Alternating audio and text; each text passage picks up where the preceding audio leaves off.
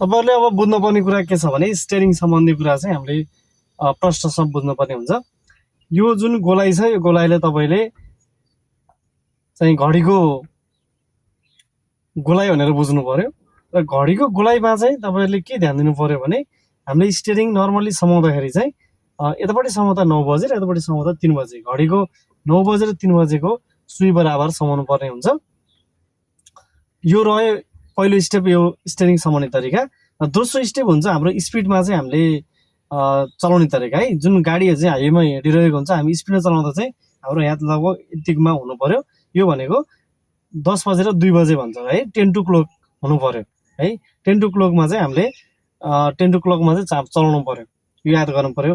एउटा दोस्रो स्टेप भयो स्टियरिङको लिने तरिका भने र थर्ड स्टेपमा रहेको छ यो यहाँनेर रहन्छ है हात चाहिँ र एउटा हात चाहिँ गियरमा रहन्छ। यो हामीले गियरहरू चेन्ज गर्ने क्रममा चाहिँ हामीले स्टियरिङलाई चाहिँ दायाँमा नजाओस् दायाँमा नमोडियोस् भन्नको लागि चाहिँ हाम्रो ह्यान्डल चाहिँ यहाँ हुन जरुरी छ।